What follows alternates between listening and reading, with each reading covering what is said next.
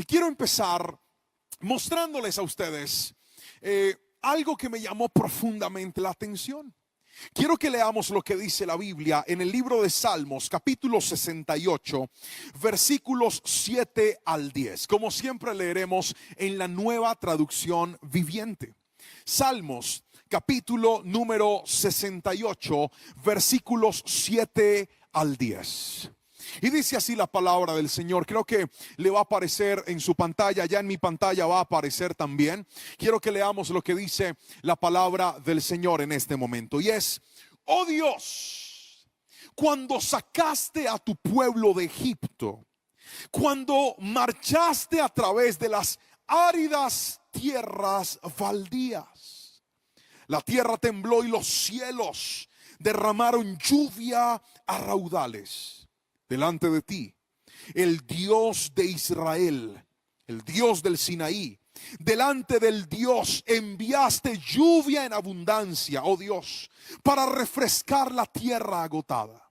Finalmente, allí se estableció tu pueblo y con una abundante cosecha, oh Dios, proveíste para tu pueblo necesitado.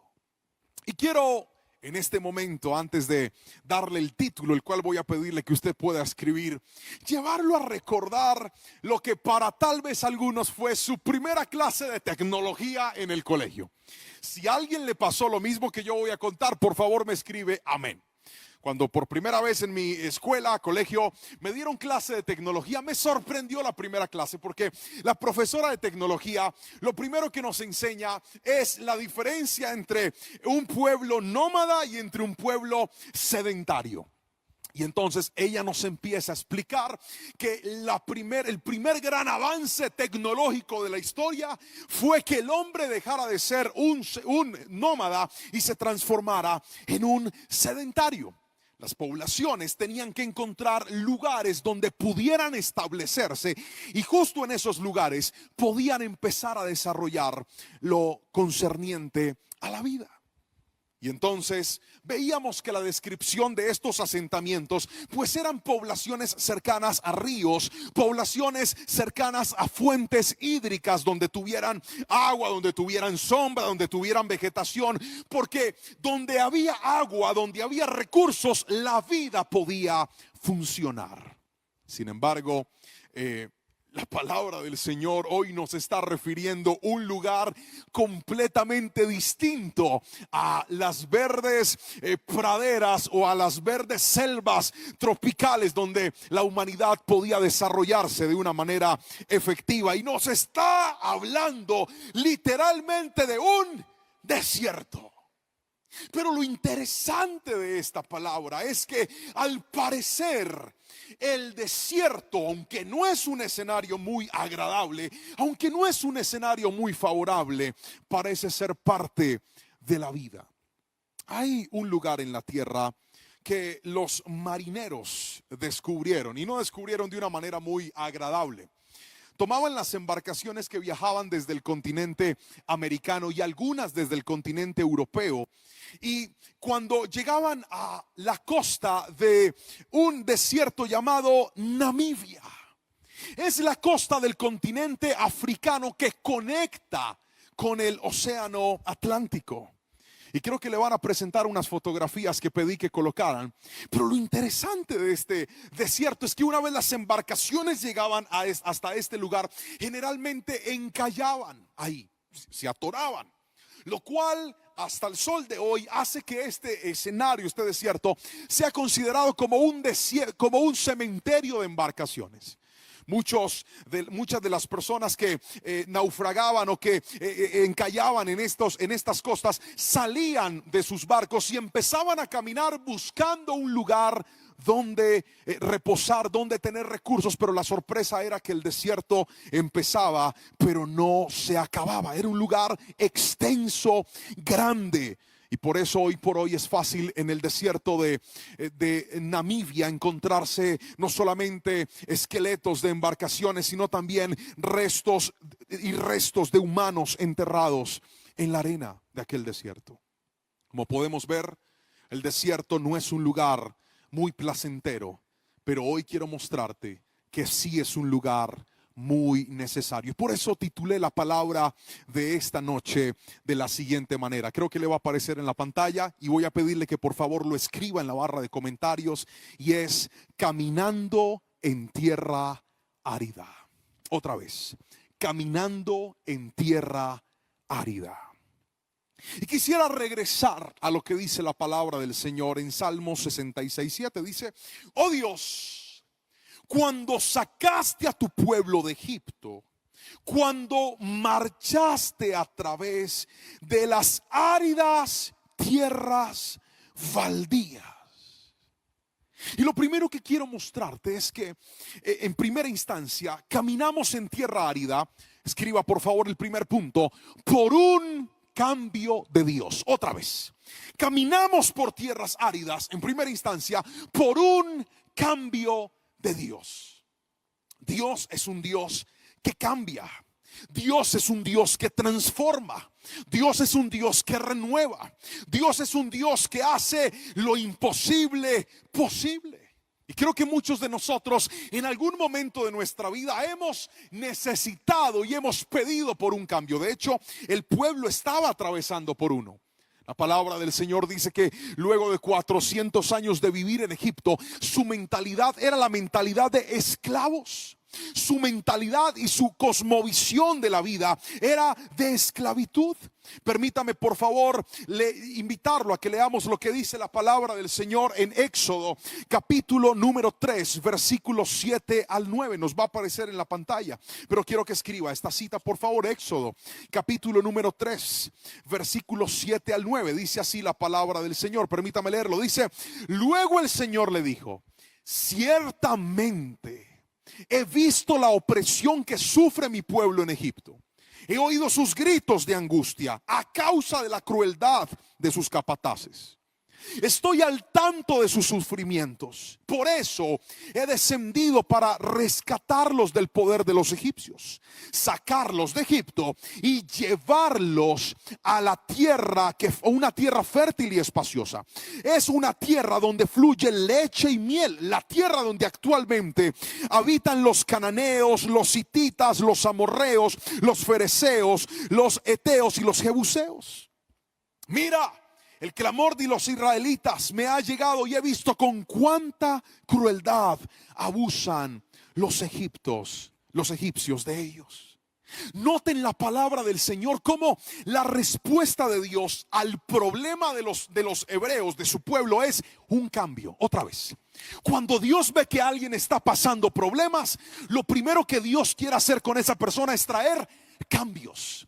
La palabra me muestra que el pueblo estaba clamando y pidiendo a Dios, y Dios vino en respuesta a través de esa situación. O sea, Dios quería traer a ellos cambios. Pero cuando usted empieza a leer en la palabra, usted se va a encontrar con algo sorprendente, y es que Egipto representaba una condición de esclavitud.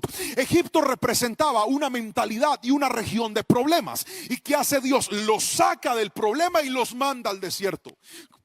Pero si el desierto es problemas, ¿por qué Dios me saca de un problema para meterme a un desierto? ¿Acaso lo ideal de la vida no sería salir de lo malo y entrar a algo bueno? ¿Acaso no es lo justo? ¿Acaso no oramos por eso? Cuando de repente el problema en el hogar, el problema en la economía, el problema en la salud, el problema en las emociones, en los sentimientos, en las relaciones llega, y tú dices: estoy cansado de esto, Señor, ayúdame. Lo que esperamos es que Dios sencillamente nos dé un panorama más bonito. Pero no, la Biblia dice que lo que Dios hizo con el pueblo fue llevárselos por tierras áridas. Los mandó al desierto. Y quiero que escriba esto por favor: el desierto es la estación de la formación. Escríbalo por favor. El desierto es la estación de la formación. Mire, cuando usted entiende que Dios diseñó los desiertos para traer formación a nuestra vida, entonces se va a dar cuenta que lo más importante que una persona debe entender no es qué está viviendo, sino qué está aprendiendo. Otra vez, caminar por tierras áridas, que claramente no es fácil, no es cómodo y no es de nuestros gustos, no nos tiene que llevar a enfocarnos en qué es lo que estoy viendo, qué es lo que estoy viviendo, sino en qué estoy aprendiendo. Hay gente que le ha pedido a Dios cambios. Hay gente que le ha pedido a Dios transformación. Hay gente que le ha dicho: Señor, estoy cansado de esto. Y Dios dice: ok, te voy a dar una nueva vida. El problema de muchos de nosotros es que no entendemos que cuando le pedimos a Dios un cambio, tenemos que estar listos, porque lo primero que Dios va a procesar no es mi entorno, sino mi vida. Otra vez, cuando se trata de los cambios que le pedimos a Dios, lo primero que Él va a hacer no es cambiar tus circunstancias, sino cambiar tu vida. ¿Por qué? Porque escúcheme bien, la formación va a darle, escuche bien, el nivel a su vida para poder mantenerse en la bendición. Permítame por favor ilustrárselo con dos hombres bíblicos. El primero se llama Jacob. Jacob era un hombre sobre el cual había reposado una promesa de Dios, pero con la misma fuerza que reposó la promesa, con la misma fuerza reposaron sus errores. Tenía una promesa, pero tenía una sarta de errores en su vida. Y cuando Dios ve que tu promesa es grande, pero tus errores son grandes, Dios va a empezar a procesarte, porque el interés de Dios no es dañarte, sino conectarte a tu promesa. Y el gran problema de la gente que tiene promesas de Dios pero no el cumplimiento es que le huyen a la formación de Dios. Y será la formación de Dios la que permitirá que puedas entrar a sus promesas. Por eso Dios manda a Jacob literalmente a un desierto. Llega a la casa de su tío Labán, región cananea. Más adelante vamos a ver por qué esta región misteriosamente es una región muy fértil, pero a su vez en su gran mayoría es un territorio desértico. Llega Jacob a ese lugar, y llega Jacob ¿a qué? A vivir las pruebas que un desierto demandan. Pero el Jacob que entró a la casa de Labán no es el mismo que salió de la casa de Labán, porque en ese lugar todas y cada una de las dificultades que vivió, Dios las usó no para decirle: mira lo que viviste, sino mira lo que aprendiste. Y ahí es donde está la clave. Hay gente que no aprende, viven pero no aprenden, repiten los errores con distintas personas. Si algo nos enseñan los desiertos, es que las circunstancias pueden cambiar. Yo he visto personas con una vida muy organizada y de repente perderlo todo. El desierto te enseña que lo que creías estable se puede volver inestable. Pero no solamente el desierto te enseña que las circunstancias pueden cambiar, el desierto también te enseña que la gente también puede cambiar. Hay gente que dice: no, es que yo soy así y así moriré. Gústele al que le guste, usted es un buen candidato para un desierto. Porque yo he visto soberbios quebrarse en el desierto. He visto gente celosa quebrarse en un desierto. He visto gente arrogante quebrarse en un desierto. He visto gente que cree que vale por lo que tiene quebrarse en un desierto. He visto gente enamorada, picaflores, cambiar en un desierto. He visto gente que dice: no, yo no necesito hacer la voluntad de Dios, yo puedo hacer con mi vida lo que se me da la gana. Los he visto quebrarse en un desierto. El desierto también cambia a la gente. Si no, pregúntele a José, a quien Dios le dio una promesa, pero le dio un desierto. Y le dijo: usted necesita ser procesado, mi hijo, así que al desierto. Y las circunstancias cambiaron, pero cada uno de los problemas que José se topó en su proceso eran los que estaban preparándolo para la promesa que Dios le había dado. Y aquí quiero soltar una palabra, y todos aquellos que la creen y la reciben, quiero que escriban amén en esta preciosa noche, y es esta: aunque el desierto ha traído dolor a tu vida, el dolor no se comparará con lo que aprendiste, porque lo que aprendiste te va a conectar a la promesa que Dios diseñó y preparó para ti. Si alguien lo cree, quiero que escriba amén en esta preciosa noche, por favor, porque el desierto es parte del proceso, porque en ese proceso Dios te quiere cambiar. Hay gente que aprendió el valor de tener cuando perdió. Para Dios es más importante lo que tú aprendes que lo que tú vives. Olvídate. Señor, ¿por qué esto tan duro? Hay gente, gracias Eddie, está listo para casarse. Muchas gracias, Dios lo bendiga. Hay gente que se pasa la vida quejándose de lo que no le sale bien. Se pasa la vida quejándose de lo que no le funciona. Y no han entendido que no se trata de lo que perdiste, de lo que llegó, de lo que se fue. No, se trata de lo que aprendiste. Hay gente que se mete en noviazgos, relaciones, sufren, les va mal. ¿Y sabe cuál es el problema? Que como no aprenden, les toca otro chicharrón. Porque usted aprende en el desierto, o si no, Dios lo deja ahí. Si no, pregúntele a Israel. La historia bíblica dice que ellos no debían durar tanto tiempo ahí. Es más, se conectaron con la primera frontera de la tierra prometida en Cades Barnea, cuando mandan los 2 espías. Pero como no estaban listos, Dios dijo: ok, ustedes no están listos para la promesa. Y quien no está listo para la promesa, sí estará listo para el desierto. O aprendes, o aprendes. Dios, escuche bien, ha entendido. Dios quiere hacernos entender que la mejor forma de cambiar nuestras circunstancias es cambiando nuestra propia vida. Permítame, por favor, antes de pasar al segundo punto, mencionarle algo, y es: ¿qué cambia Dios en nuestro desierto? ¿Quiere saber? Se lo voy a dictar para que lo escriban. Vamos a colocarlo ahí en la barra de comentarios. ¿Qué cambia Dios en nuestro desierto? Primero, en el desierto Dios nos hace buenos y mejores administradores. El desierto nos enseña a administrar.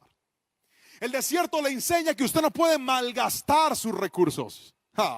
Es que tener la plata y no tenerla comprometida es una elegancia, porque usted va y gasta y hágale, y qué quieren, y hágale. Pero cuando llega el desierto, usted tiene que medir hasta el último pesito. Uy, Señor, esto tan duro, Padre. Yo mercando, comparando precios. Yo, ¿cuándo me imaginé eso en la vida? Pues el problema es que usted no necesita plata, necesita ser un buen administrador, porque un buen administrador consigue plata, pero un mal administrador, aunque la tenga toda, la pierde. Por eso el desierto te educa. Y no solamente estoy hablando de plata, estoy hablando de tiempo. Estoy hablando de todos los recursos que pudiéramos tener. Pero otra cosa que hace el desierto, nos hace dependientes de Dios. Permítame detenerme en lo que dice Éxodo 16:4. Lo van a colocar en la pantalla. Éxodo 16:4. Dice así la palabra de Dios: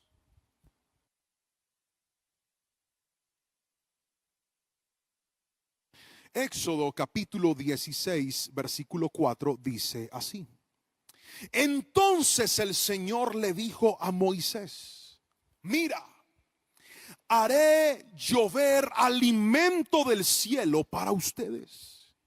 Cada día la gente podrá salir a recoger todo el alimento necesario para ese día. Con esto los pondré a prueba para ver si siguen o no mis instrucciones. Wow. O sea, uno de los patrones que Dios usa para saber qué tan obedientes somos son los desiertos. Mire, para Dios era importante que ellos comieran. Todos los días les daba alimento. Así que no me malinterprete, no es que a Dios le guste sufrir, verlo sufrir. Lo que pasa es que a Dios le encanta tu obediencia. Dios valora y prefiere tu obediencia por encima de tus recursos. Y es lo que mucha gente no ha entendido. Por eso el desierto te enseña a depender de Él. ¿Cuántas personas en medio de las dificultades que han vivido pueden testificar y decir: pastor, cuando se me cerraron todas las puertas, las del cielo jamás se me cerraron? ¿Dónde aprendieron eso? En un desierto. El desierto es una bendición. Otra cosa que hace el desierto, nos enamora más de Dios. El desierto nos enamora más de Dios. El profeta Oseas escribe en uno de sus versículos una frase maravillosa, y es que Dios decidió tomar a Israel, llevarla al desierto y enamorarla otra vez de Dios. ¿Cuánta gente necesitó un desierto para volver a poner sus ojos en Dios. Necesitó que ese hogar estuviera a punto de desbaratárseles para volver a poner sus ojos en Dios. Necesitó que la vida se les frustrara y se les fracasara para volver a poner sus ojos en Dios. Necesitó pasar por momentos de escasez para volver a poner sus ojos en Dios. Y hay una frase que siempre he dicho y la voy a repetir hoy: benditos sean los desiertos que nos han traído a los pies de Cristo otra vez. Pero déjeme darle el segundo punto de esta enseñanza de hoy. Y con esto voy a terminar. Y es que caminamos en tierra árida no solamente por un cambio de Dios, sino en segunda instancia, le va a aparecer aquí, porque por un propósito de Dios. O mejor, porque Dios tiene un propósito. Otra vez, caminamos en tierra árida. Quiero que alguien lo escriba, pero lo escriba con fe, por favor, porque Dios tiene un propósito. Y ahora quiero que por favor vaya mucho más al fondo con su fe. Y quiero que escriba esto: en medio de mis desiertos, Dios tiene un propósito. Alguien tiene que declararlo hoy con fe. Ustedes no están aquí sentados frente a mí en la iglesia, están en sus casas, están en la calle, van en su carro. No sé dónde están en este momento. Tal vez en su oficina, en su trabajo, en una clínica. No sé dónde me estás viendo, pero quiero que creas y guardes en tu corazón la palabra que hoy Dios te está dando a través de esta vasija de barro. Y es esto: en medio de tu desierto, Dios tiene un propósito. Con ese dolor que estás viviendo, Dios tiene un propósito. En ese territorio que tú ves infructífero, en ese terreno que no es agradable, Dios tiene un propósito. Déjame leerte lo que dice la palabra del Señor en Salmos. El versículo 8 dice: la tierra tembló y los cielos derramaron lluvia a raudales. Delante de ti el Dios del Sinaí, delante del Dios, el Dios de Israel, enviaste lluvia en abundancia, oh Dios, para refrescar la tierra agotada. Finalmente, ojo, finalmente allí se estableció tu pueblo, y con una abundante cosecha, oh Dios, proveíste para tu pueblo lo necesario. Quiero que escuche esto que le voy a decir hoy. El propósito de Dios siempre es sobrenatural y poderoso. Otra vez, sobrenatural y poderoso. Sobrenatural significa que va por encima de lo natural. ¿Qué es lo natural de un desierto? ¿Qué es lo natural de un desierto? Que me muera, que tenga faltantes, que no sobreviva. Es lo natural del desierto. Pero lo sobrenatural es que lo que me tenía que hacer daño, Dios lo va a usar para que me haga bien. Si alguien me está entendiendo, quiero que escriba amén, por favor, a esto, porque es poderoso. Quiero que escribas amén a lo que estoy diciendo hoy. Mira, voy a pedirle, David, ¿está listo el video? ¿Puedes poner el video sin audio mientras que yo sigo hablando? Confírmame si eso es posible, por favor. Sí, ponlo por favor en este momento. Mire, este video que usted está viendo en este instante es un video de Israel. Este video nos dice que actualmente la tierra de Israel tiene el 70% de su territorio es desértico. Tiene dos fuentes hídricas muy características, además del mar Mediterráneo. Es el Mar Rojo, uno de los lugares más tóxicos de la tierra. Es el lugar más salado y más cercano a la profundidad del mar. Además de esto, es una población desértica. Pero lo que usted está viendo ahí es que sorprendentemente el pueblo de Dios logró hacer de un terreno desértico una tierra productiva. En el desierto hay cosechas, en el desierto hay frutos abundantes, En el desierto tienen vino. Del desierto producen frutos espectaculares y todo lo logran porque la tecnología de este pueblo es impresionante. Este video no es espiritual, es un video técnico y nos dice que ellos desarrollaron tecnología aún desde 1930 para convertir el agua salada, quitarle la sal y volverla agua potable, sin mencionar que un alto porcentaje del agua que consumen la vuelven a utilizar. Es poderoso lo que este pueblo logra. Ya puedes quitar el video, hijo. ¿Y sabe por qué? Porque Dios les prometió a ellos y les dijo: ustedes van a salir de Egipto, los voy a conducir con el desierto y los voy a llevar a una tierra que fluye leche y miel. El problema es que la tierra que fluye leche y miel, en su gran mayoría, es un desierto. Otra vez, en su vasta extensión, 70% es un desierto. El tema, así como el propósito de Dios es sobrenatural, Dios siempre logrará que lo que tú veías como perdido tenga esperanza. Escuche bien, el propósito de Dios tiene tres cosas que quiero que escriba en este momento, por favor, son muy importantes. Primero, el propósito de Dios hace que lo improductivo vuelva a producir. El propósito de Dios hace que lo que te vio sufrir te vea disfrutar. Y por último, el propósito de Dios hace que lo que un día fue tu carga, ahora lo veas como tu mayor bendición. Si alguien está entendiendo lo que yo estoy enseñándole en esta noche, quiero que sepas y guardes y atesores en tu corazón esto: Dios nos hará caminar por tierras áridas. Dios intencionalmente hará que nuestro matrimonio pase por tierras áridas. Intencionalmente hará que nuestra economía pase por tierras áridas. Intencionalmente hará que nuestra salud pase por tierras áridas. Pero si hay algo que quiero que guardes en tu corazón, y como tu pastor de jóvenes quiero enseñarte en esta tarde, tú que me ves en vivo o en otro momento del día, porque alguien te compartió esta predicación, porque entraste a YouTube, porque la viste en otro escenario, no sé, yo quiero que escuches esto, lo guardes y lo atesores en tu corazón. Y es que lo más importante no es lo que tus ojos están viendo, no es la tragedia que hoy estás viviendo, sino lo que estás aprendiendo, porque Dios te va a cambiar, y te va a cambiar porque tiene un propósito, y ese propósito es gigantesco.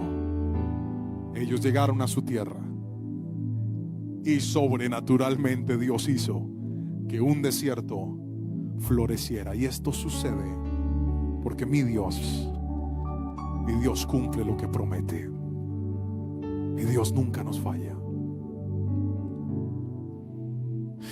Isaías 35, versículo 1 al 10 dice algo muy, muy lindo, y quisiera leértelo. Dice así: Isaías anunció: el desierto florecerá y la tierra seca dará fruto. Todo el mundo se alegrará, porque Dios le dará al desierto la belleza del monte del Líbano, la fertilidad del monte Carmelo y la hermosura del valle de Sarón. Fortalezcan a los débiles, den fuerza a los cansados y digan a los tímidos: anímense, no tengan miedo. Dios vendrá a salvarlos y a castigar a sus enemigos. Entonces se abrirán los ojos de los ciegos, se destaparán los oídos de los sordos. Los que no pueden andar saltarán como venados, y los que no pueden hablar gritarán de alegría.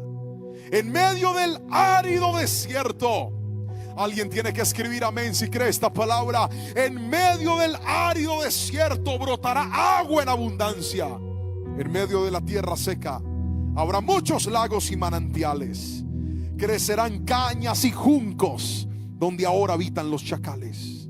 En pleno desierto habrá un sendero al que llamarán camino sagrado. Pero permítame por favor pedirle que leamos el último versículo, el versículo 10. Dice así, la última parte del versículo 10 dice: se acabarán el llanto y el dolor, y solo habrá alegría y felicidad. Dios es tan hermoso que Él sabe que aunque hoy estemos pasando por desiertos, a veces lo que se necesita no es cambiar el desierto, sino cambiar nosotros. Porque esta palabra me recuerda que ese terreno siguió siendo desierto. Lo que pasa es que del desierto brotó vida, porque eso es lo que Dios hace.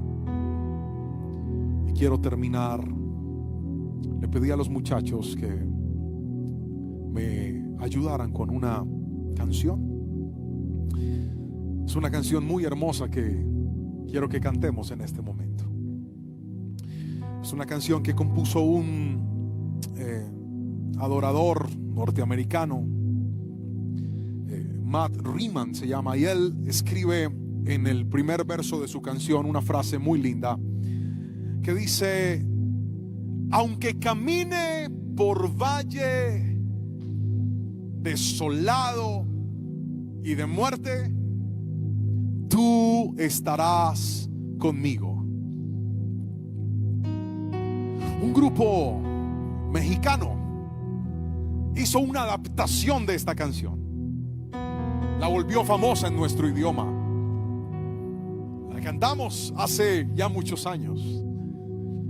Y los chicos la prepararon y quiero que la cantemos precisamente en este momento.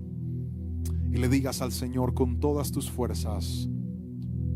Y le digas: aunque pase por momentos de dificultad, aunque pase por momentos de adversidad, aunque pase por momentos de desolación, estoy seguro que tú nunca me vas a soltar. Yo quiero que alguien pueda escribir esa frase ahí, escríbalo por favor, y ponga: aunque camine por tierras áridas, tú no me soltarás. Aunque pase por valle de sombra y de muerte, tú no me soltarás. Dios ha prometido estar con nosotros. Y vamos a decirle con todas nuestras fuerzas a Él que creemos y descansamos en sus promesas. Hoy voy a estar compartiendo con ustedes una enseñanza que ha hablado mucho a mi corazón y a mi vida, porque creo que es importante que esta generación y que la juventud y que nuestras familias sean libres de un virus aún más peligroso que el COVID. Hoy le voy a hablar a usted de algo que es altamente tóxico. Pero no solamente es tóxico, además tiene la capacidad de camuflarse. Es como un camaleón que se pega de ciertas superficies y adopta el color de esas superficies para pasar desapercibido. Hoy le voy a hablar de un veneno que la palabra del Señor lo cataloga como altamente destructivo. Hoy le voy a hablar nada más y nada menos de un tema llamado la pereza.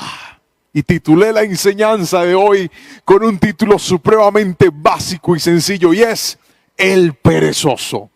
Por favor, si en su casa, al lado suyo, con su familia, con los que está viendo esta transmisión, hay algún perezoso, dígale: hoy le van a hablar, hermano. Si usted de pronto ha tenido problemas con esto, pues prepárese, porque hoy vamos a aprender cómo descubrir y cómo desenmascarar a un perezoso. Pero antes de llegar allá, voy a pedirle que por favor lea la palabra de Dios con nosotros. Ahí le va a aparecer el versículo. Y vamos a empezar con Proverbios capítulo 6, versículos 6 al 11. Como siempre voy a leer en la Nueva Traducción Viviente. Y voy a pedirle que por favor vaya tomando nota de estos versículos ahí en la barra de comentarios. Proverbios capítulo 6, versículos 6 al 11, dice así la palabra del Señor. Tú, holgazán, aprende una lección de las hormigas. Aprende de lo que hacen y hazte sabio. A pesar de que no tienen príncipe, ni gobernador, ni líder que las haga trabajar, se esfuerzan todo el verano, juntando alimento para el invierno. Pero tú, holgazán, ¿hasta cuándo seguirás durmiendo? ¿Cuándo despertarás? Un rato más de sueño, una breve siesta, un pequeño descanso cruzando los brazos. Entonces la pobreza te asaltará como un bandido y la escasez te atacará como un ladrón armado. Y le decía hace un momentito antes de leer la palabra que la pereza es como un camaleón que se esconde, con frases como: es que estoy cansado, es que a mí me toca muy duro, es que todo me toca hacerlo a mí, y no será que se puede hacer después. Son algunas de las frases que aparecen para esconder lo que en realidad podría ser una enfermedad. Y antes de desenmascarar, porque hoy le voy a decir cómo usted detecta a un perezoso. Antes de llegar ahí, estaba yo sentado pensando estos días cómo una persona se puede transformar en alguien perezoso. Cómo alguien que tiene vida, que tiene salud, que tiene todo por delante, podría llegar a convertirse en este veneno llamado pereza, en alguien perezoso. Y encontré 3 argumentos que quisiera presentárselos en este momento. Lo primero que hace que alguien se vuelva perezoso, y esto es un consejo para los que somos padres, los que tenemos hijos o pensamos tener hijos. Puede que lo que le vaya a enseñar a usted le permita diagnosticárselo si usted mismo lo vivió y lo padeció, o si usted lo está haciendo con sus hijos para que lo evite, porque puede transformarlos en un perezoso. Lo primero que hace que alguien se vuelva perezoso, por favor escríbalo ahí en la barra de comentarios. Primero, que le hagan todo a ese niño. Todo se lo hacen. Tienen que darle la comida, tienen que vestirlo, tienen que bañarlo, tienen que llevarlo. Es que usted dice: no, pastor, es que si yo no le hago eso, entonces no lo hace. Los niños tienen una etapa muy larga de dependencia. Los primeros años de su vida necesitan de los padres para que les hagan todo. Pero si conforme ellos van creciendo, usted los sigue dejando de esa manera, lamento decirle que usted está codificando un patrón mental en ellos. Y ese patrón es: todo lo que yo necesite, alguien tiene que hacerlo por mí. Y esa es una de las cosas que incuba la pereza en una persona. Pero lo segundo que encontré que podría producir pereza en alguien es el ejemplo. Escríbalo, por favor. El ejemplo. Si un niño ve que el papá, la mamá están todo el día haciendo nada, en la casa pegados de un celular, durmiendo hasta tarde, ese niño está viendo ese ejemplo y va a crecer pensando que la vida se desarrolla de esa forma. Por eso tenemos que darle ejemplo a nuestros hijos. Levántese temprano, báñese temprano, que sus hijos vean que usted está en una actividad y está ocupado en cosas productivas. El ejemplo también contamina y hace que alguien se vuelva perezoso. Si usted está en un día de descanso, por ejemplo, nunca diga cosas como: hoy no quiero hacer nada, con ese pelo revolcado, como si se hubiera enredado la cabeza, sin bañarse, con la boca oliéndole a pecueca, diciendo: hoy no voy a hacer nada porque no quiero hacer nada. Nunca diga eso. Yo sé que hay momentos donde usted está tan cansado, ha hecho tantas cosas que realmente quiere y piensa eso, pero no lo diga delante de sus hijos. Diga cosas como: esta semana me tocó muy duro, estuve trabajando todos estos días, hoy voy a descansar un poco.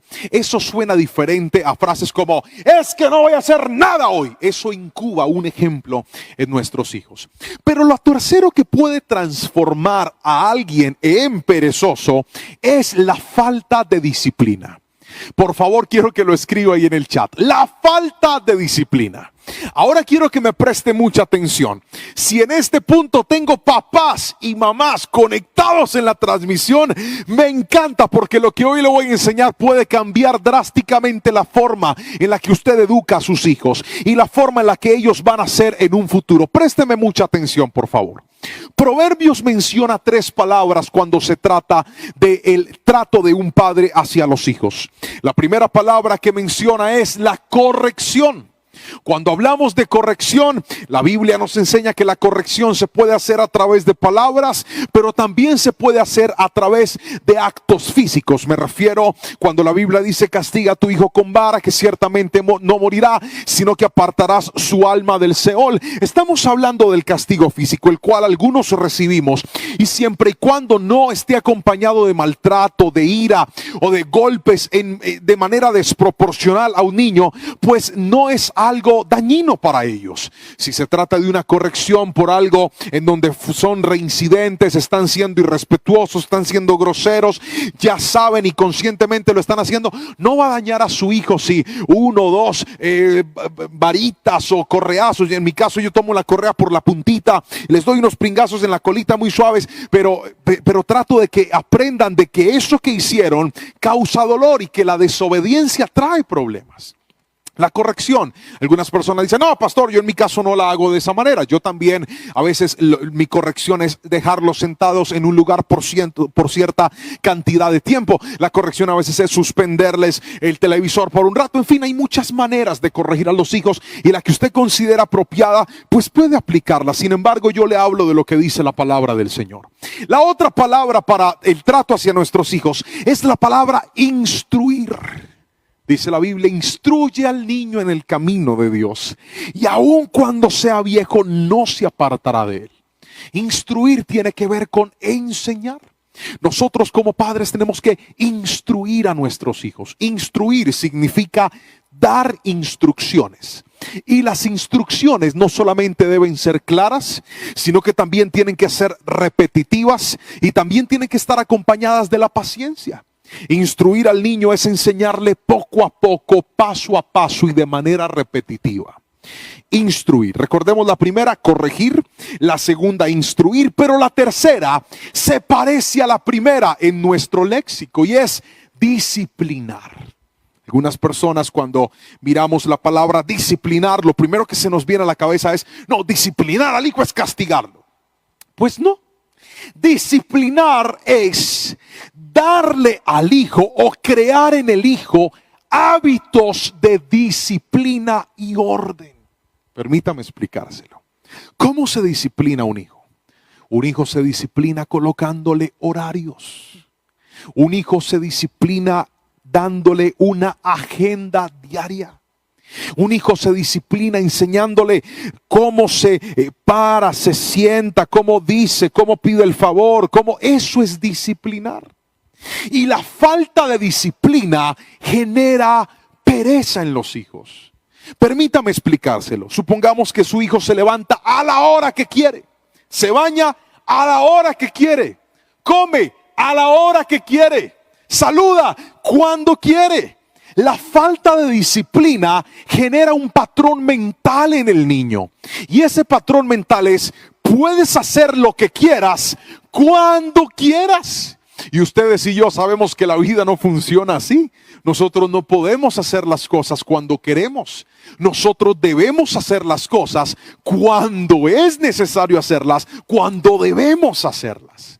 Si me estoy explicando con la suficiente claridad, quiero que por favor escriba amén en esta noche. Yo sé que estas enseñanzas son muy buenas y muy propicias para que nuestra familia sea bendecida. Así que luego de explicarle mis 3 argumentos de por qué se puede crear o de cómo crear a un perezoso, permítame repetírselos. El primero es cuando le haces todo a tus hijos. Los acostumbras que todo hay que hacérselos. Cuando a una persona le tienes que hacer todo, no le estás enseñando que tiene que ser productivo.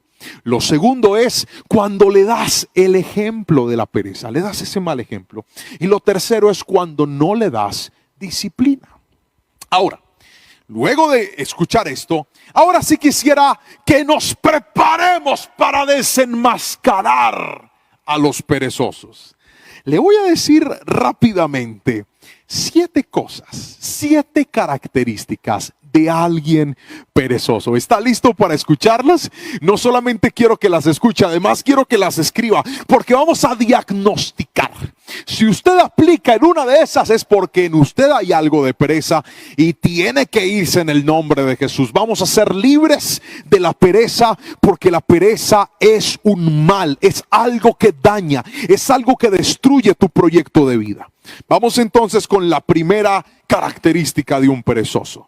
El versículo número 7 de la cita base que leímos dice lo siguiente: a pesar de que las hormigas no tienen príncipe, ni gobernador, ni líder que las haga trabajar, se esfuerzan todo el verano juntando alimento para el invierno. Escuche esto: las hormigas, sin necesidad de que las manden, hacen lo que es necesario. Así que la primera característica de un perezoso es esta. Ahí le va a aparecer en la pantalla. El perezoso, si no lo mandan, no funciona. Otra vez. Si no lo mandan, no funciona. Mire, el perezoso puede ver una necesidad y se puede haber regado el vaso de Coca-Cola, pero si no le dicen: mijo, por favor, puede limpiar, no limpia. Puede ver la cama extendida, puede ver los calzoncillos ahí colgados como si fuera una bandera del barco pirata, y no los quitan si no lo mandan. El perezoso puede ver las cosas desordenadas, la loza sucia sin lavar, y no la lava si no lo mandan a hacer algo. Cuando tú te vuelves alguien diligente y esforzado, no tienen que estarte diciendo que hagas algo. Tú ves una necesidad y actúas. El perezoso vio una necesidad y se hace el loco, se hace el dormido. Pero vamos con la segunda característica de un perezoso. Esto se puso bueno, los estamos desenmascarando. Yo me imagino esos papás y esas mamás en la casa con los hijos sentados al frente diciendo: este es el mejor culto de jóvenes de toda la vida. Véame, lo están describiendo usted, pelado. No me avergüence al hijo, hágame el favor. Vamos a escuchar esto para sanar y para aprender, no para avergonzarnos y dañarnos. Segunda característica de un perezoso: no se esfuerza para lograr las cosas. Otra vez, no se esfuerza para lograr las cosas. El versículo número 8 de la cita base dice que las hormigas se esfuerzan todo el verano juntando alimento para el invierno. Quiero que escuche esto porque es muy importante. Cuando nosotros hablamos del esfuerzo, ustedes y yo tenemos que entender que la vida fácil no existe. Tú no puedes sacar adelante tu carrera con el facilitismo, pensando que todo es fácil, que todo es sencillo. No. Tú no puedes sacar adelante un hogar pensando que todo se te tiene que servir en la mesa. No, los proyectos en la vida demandan esfuerzo. A mayor esfuerzo, mayor bendición. ¿Sabe cuál es el gran resultado del esfuerzo? Que el esfuerzo te convierte en una persona preparada. Voy a volver a repetirlo. El esfuerzo te convierte en una persona preparada. Hace un tiempo yo tuve la bendición de ir de vacaciones con mi esposa y con mi hijo. Mi hija no había nacido en ese momento. Fuimos de vacaciones a los Estados Unidos. A mi esposa yo de cariño le digo Tormenta. Si usted se ha visto alguna vez los X-Men, sabrá de quién estoy hablando. Tormenta es un personaje que tiene el poder de atraer las tormentas y los rayos y los relámpagos. Yo a mi esposa le digo así porque paseo que hacemos, paseo que se arrastra un huracán, una tormenta, algo. En esa ocasión se llevó al huracán Irma para Miami. Estábamos nosotros allá con pleno huracán. De Miami viajamos hasta Orlando, a 3 horas al norte de la Florida. Llegamos a la casa de unos familiares muy queridos. Ellos nos recibieron, nos hospedaron, una casa muy grande, muy bonita, y resulta que todo estaba cerrado. La gente no podía salir porque el huracán iba a pasar. Luego, pues iba a haber hambre, iban a haber necesidades de muchas cosas, pero el jefe de la casa nos llevó hasta la parte del garaje y había una despensa. Ese hombre tenía lleno y lleno, eso parecía un supermercado pequeñito. Y cuando yo vi todo lo que estaba ahí, pues entonces tuve tranquilidad, porque él estaba preparado. Si algo hacía falta, en realidad no iba a haber necesidad, porque alguien se había esforzado y estaba listo para lo que venía. Cuando tú te esfuerzas, te preparas para los momentos ciertos y los momentos inciertos. Pero el perezoso no le gusta esforzarse. El perezoso le gusta evitar la fatiga a toda costa, y esto no está bien. Nosotros debemos aprender a esforzarnos. Pastor, es que yo quiero ganar más. Ok, estudia más. Pastor, pero es que si estudio más, me toca apretarme para pagar una certificación, un diplomado o una especialización. Claro, ¿quién te dijo que no te tenías que esforzar? Claro que tienes que esforzarte. Hay gente que dice, pastor, es que yo salgo bien tarde, trabajo todo el día y ponerme a estudiar por la noche me toca más duro. Claro que sí, pero el esfuerzo con el tiempo va a hacer que estés preparado, y estar preparado en la vida es la clave para que la crisis no te hunda. Otra vez, estar preparado es la clave para que la crisis no te hunda. ¿Sabe por qué hay gente que tiene una espiritualidad tan pésima, tan paupérrima? Permítame que use esa palabra.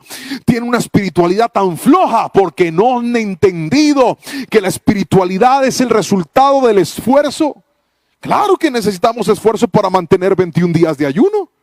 Más de uno ya tiene que haber visto una empanada y decir, espíritu de empanada, ven, atrápame. No, aguante, esfuércese. Mientras que usted no se esfuerce, no podrá desarrollar más nivel en su vida. Ahora, déjeme mostrarle la tercera característica de un perezoso. Le encanta dormir más de la cuenta. Dormir no es malo. El versículo 9 y 10 dicen lo siguiente. Escuche esto. Pero tú, holgazán, ¿hasta cuándo seguirás durmiendo? ¿Cuándo despertarás? Un rato más de sueño, una breve siesta, un pequeño descanso, cruzado de brazos. Quiero que escuche esto. Dormir no es malo. Dormir es necesario. De hecho, cuando los bebés están chiquititos, el crecimiento de ellos está asociado al sueño. Por favor, mire a sus familiares, los que tiene ahí cerquita viendo la predicación con usted. Y si es grande, dígale, usted lo dejaron dormir bastante, ¿no? Y si es chaparrito, dígale, usted lo mantenían despertando, hermano. Escuche bien, el sueño está asociado con esto. Es bueno descansar, es bueno dormir. Pero es que el perezoso quiere dormir todo el tiempo. El perezoso quiere dormir cuando hay que trabajar. El perezoso quiere dormir cuando hay que estudiar. El perezoso quiere dormir cuando tiene que atender a su familia. El perezoso quiere dormir cuando es tiempo de jugar con sus hijos. El perezoso quiere dormir cuando es tiempo de atender a su esposa o a su esposo. Escuche bien, ese sueño desmedido es peligroso. ¿Por qué razón, pastor? Porque, escuche bien, el sueño de la pereza es un barril sin fondo. Quiero que, si usted le ha pasado, me escriba amén. A mí me ha sucedido que usted de repente ha dicho, hoy voy a hacer algo de perecita. Hoy voy a hacer perecita, me voy a acostar a dormir y no quiero hacer más nada. Entonces usted se acuesta a dormir con pereza porque quiere hacer pereza, porque está cansado. ¿Qué pasa si usted se acuesta a dormir a hacer pereza? Respóndame esta pregunta. Se acostó 1 o 2 horas. Al levantarse, ¿se levanta descansado o se levanta más cansado? Sí, señores, se levanta más cansado. Porque todo lo que usted le eche a la pereza es un barril sin fondo. Tú le das a la pereza 2 horas de sueño y te pide 3 o 4. Te dice, no, con 2 no es suficiente. Te duermes toda la mañana y la pereza dice, no duerma más, que todavía estoy mal. Nunca será buen negocio perder el tiempo dándole de comer a la pereza, porque la pereza nunca se va a saciar. Pero déjeme ahora ir a la cuarta característica. Seguimos desenmascarando al perezoso. Lo primero que le dije es que si no lo mandan a hacer algo, no lo hace. Lo segundo que le dije es que no se esfuerza para lograr las cosas. Lo tercero que le acabo de mencionar es que le encanta dormir más de la cuenta. Pero ahora vamos con la cuarta característica. El perezoso es improductivo. Otra vez, el perezoso es improductivo. El versículo 11 de la cita base que tenemos en Proverbios dice: entonces la pobreza te asaltará como un bandido y la escasez te atacará como un ladrón armado. La gente improductiva carecerá de recursos. La gente improductiva no le gusta trabajar. La gente improductiva gasta su tiempo en cosas que no producen nada. ¿Cómo me vas a decir a mí que pegarte por horas de una red social a verle la vida a todo el mundo te va a producir algo? No te produce nada. ¿Cómo me vas a decir a mí que pegarte de un juego en tu celular, en una consola, por horas enteras te va a producir algo? No te produce nada en la vida. Proverbios dice en el capítulo 19, versículo 8, los que atesoran conocimiento prosperarán. ¿Sabes qué sí te va a dar productividad? Leer un libro, estudiar más acerca de tu carrera, ver videos instructivos, ver videos de educación. Ese tipo de cosas sí generan productividad. No estoy en contra de Netflix, de Amazon Prime o de Disney Plus. Tengo esas redes. Netflix ya no lo tengo, ahora tengo Amazon Prime que me lo regalan de mi celular, por el plan de mi celular, y Disney que ni lo pago, un familiar me lo regala, sobre todo para los niños. Y a veces veo series y veo películas, no le voy a decir que no, pero pregúnteme, ¿qué me produce eso? A mí nada. A mí no, yo no voy a reclamar un cheque quincenal por tener Amazon Prime. Al contrario, en vez de reclamar me quitan, porque no genera nada. No produce nada.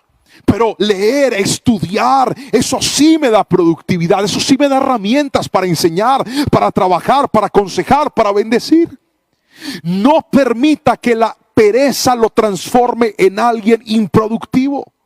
La Biblia promete que las personas perezosas terminarán en la pobreza. Otra vez, la Biblia dice que el perezoso terminará siendo pobre. No le dé lugar a la pereza en su vida.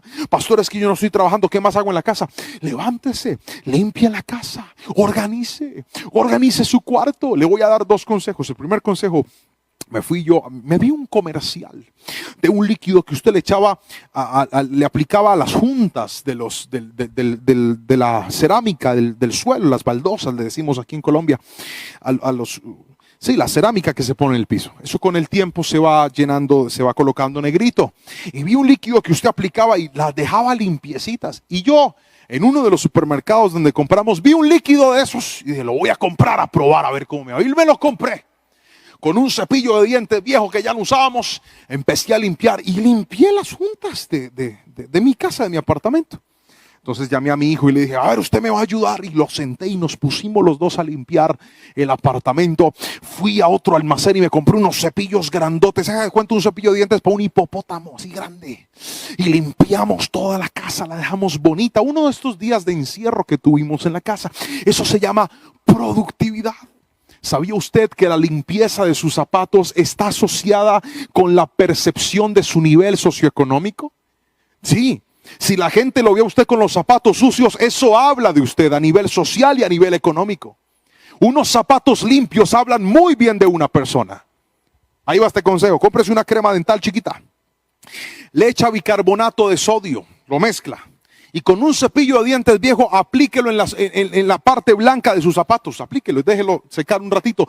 Luego límpielo con un cepillo seco y le van a quedar los zapatos limpios. Pero hay gente que guarda los zapatos oliendo a pecueca, con chicles por debajo. No le dé lugar a la improductividad. Sea alguien productivo. Dios bendice a la gente productiva. Alguien tiene que escribirme amén. Vamos ahora con la quinta característica de un perezoso. Quinto: sueña, pero no alcanza. Otra vez, sueña, pero no alcanza. Proverbios capítulo 13, versículo 4, dice algo. Le va a aparecer en la pantalla, pero permítame leérselo. Proverbios capítulo 13, versículo 4, dice así la palabra del Señor.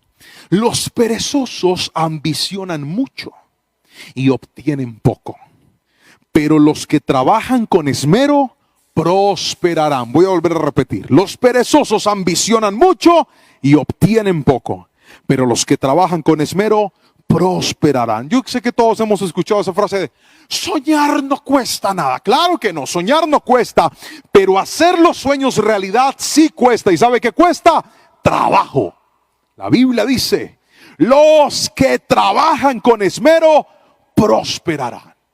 El perezoso, usted los ve, ¿para dónde se quiere ir de vacaciones? Oh, yo quiero conocer el Himalaya, pastor. Yo quiero ir al Arca de Noé allá en el Monte Arará en Turquía. Yo me sueño bautizándome en el río Jordán y le da pereza recoger los zapatos.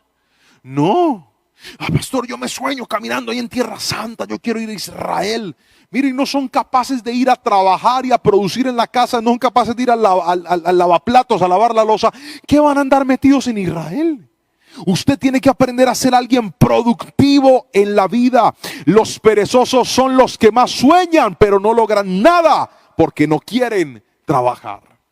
La sexta característica de un perezoso es que son un peligro. El perezoso, en sexto lugar, es un peligro.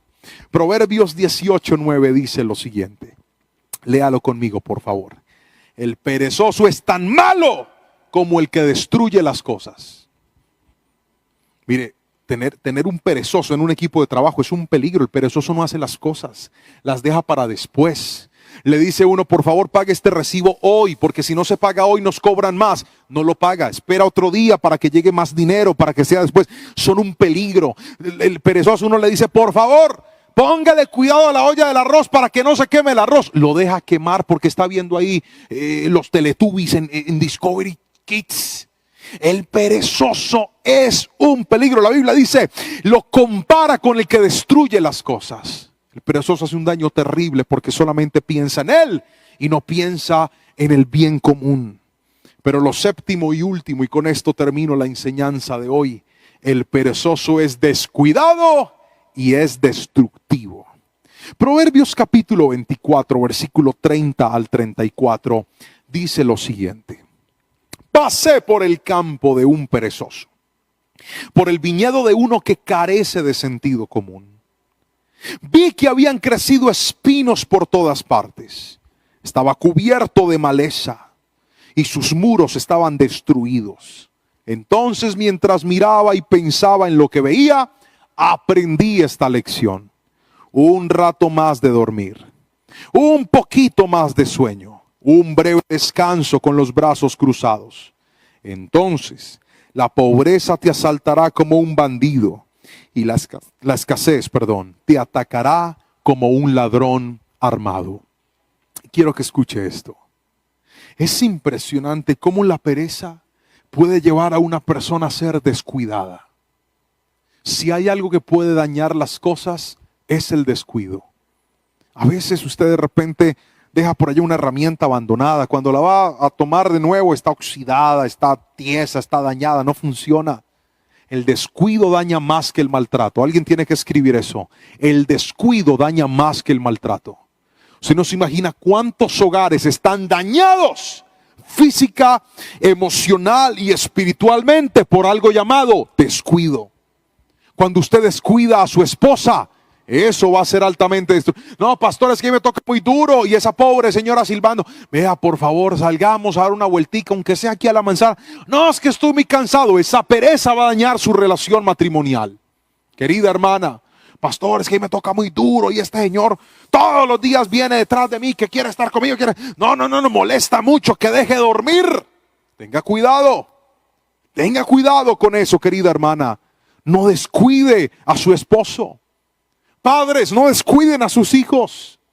El muchacho detrás suyo, papi, juguemos, papi, corramos, papi, vayamos, papi, al parque. Yo sé que eso cansa, yo lo sé. Yo soy papá de 2. Pero si usted descuida a su familia, se le va a dañar. El versículo dice, pasé por el campo de un perezoso. Ese campo puede ser tu vida espiritual. ¿Sabes qué dice? Estaba destruido, le habían crecido espinos, sus cercos estaban dañados, solo por el descuido de un perezoso. Porque el perezoso le dicen hay que hacer esto, y dice No, lo hago después. ¿Cómo está tu salud? ¿Cómo está tu alimentación? ¿Cómo está tu cuerpo? ¿Por qué no volviste al gimnasio? No, qué pereza, es que no, me da pereza. ¿Te da pereza? Te quiero decir algo, en lo que te da pereza, en eso mismo que te da pereza, es en lo que peor está o estará tu vida. Así que no me queda más remedio en esta noche para concluir esta enseñanza, luego de darte estas 7 características de un perezoso, llevarte a pensar, y si acaso clasificaste en una o en varias. La única manera de sacar la pereza de nuestra vida es con su enemiga. La enemiga de la pereza se llama la diligencia. Y la diligencia es todo lo opuesto. El diligente no deja las cosas para después. El diligente se esfuerza. El diligente hace lo que debe, no lo que quiere, lo que debe hacer. El diligente es productivo. El diligente no bota el tiempo. El diligente hace que las cosas pasen. El diligente no lo tienes que mandar, él mismo se ofrece. Él es alguien es alguien activo. La diligencia, dice la palabra del Señor. ¿Has visto a alguien diligente en su trabajo? Delante de los reyes estará, y no delante de los de baja condición. Esto es impresionante. Entre mejor seas en lo que haces, más arriba Dios te va a poner. No estoy diciendo entre más famoso seas, no estoy diciendo entre más dinero tengas, no, todo eso es basura. Te dije, entre mejor hagas lo que haces, más arriba Dios te va a poner. Pero nunca podrás ser excelente en nada a menos de que erradiques de tu vida este veneno llamado pereza. Dice la palabra del Señor en Proverbios 12:11: el que se esfuerza en su trabajo tiene comida en abundancia, pero el que persigue fantasías no tiene sentido común. Y Proverbios 10:4-5 dice: los perezosos pronto se empobrecen, pero los que se esfuerzan en su trabajo se harán ricos.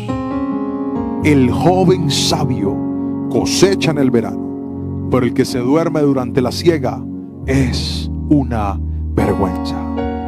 Yo quiero terminar orando por ti, por tu familia, por todos los que me ven en este momento. Y vamos a decirle: Señor, haznos libres de esta maldición llamada pereza. Levanta tus manitos y cierra tus ojos y dile: Señor, te damos gracias por esta enseñanza que hoy hemos recibido. Te pedimos en el nombre de Jesús que si este mal, esta enfermedad viviera en nosotros, sea erradicada en el nombre de Jesús. Ayúdanos y haz que esta palabra nos inspire para ser personas altamente productivas. Yo te doy las gracias, Señor, en el nombre poderoso de Jesús, y bendigo a la iglesia en esta preciosa noche. Amén y amén.